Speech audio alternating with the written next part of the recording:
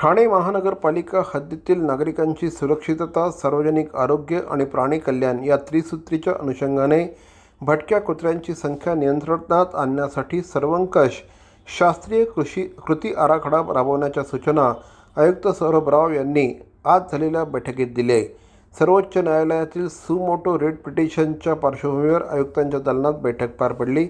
या बैठकीला अतिरिक्त आयुक्त श्री संदीप माळवी, उपायुक्त मनीष जोशी, मुख्य वैद्यकीय आरोग्य अधिकारी डॉक्टर प्रसाद पाटील, आरोग्य अधिकारी डॉक्टर राणी शिंदे, पशुवैद्यकीय अधिकारी क्षमा शिरोडकर आदी उपस्थित होते. सर्वोच्च न्यायालयाने दिनांक 7 नोव्हेंबर रोजी दिलेल्या आदेशानुसार भटक्या कुत्र्यांसाठी 5 निर्देशित संस्थांच्या मार्फत स्वतंत्र निवारे आणि कॅनेल सुविधा उभारण्याचा निर्णय घेण्यात आला आहे. शाळा, रुग्णालय, क्रीडा संकुलं, बस डेपो आणि रेल्वे स्थानक यासारख्या संवेदनशील आणि संस्थात्मक परिसरातून पकडलेले कुत्रे त्या ठिकाणी पुन्हा सोडण्यात येणार नाहीत, तर त्यांना सुरक्षित निवारांमध्ये ठेवण्याच्या सूचना देखील आयुक्तांनी दिल्या आहेत. भवानी ज्वेलर्स ठाणे, पारंपरिक आणि आधुनिक दागिन्यांचा अप्रतिम संगम. प्रत्येक स्त्रीची पहिली पसंती भवानी ज्वेलर्स ठाणे. नक्की भेट द्या.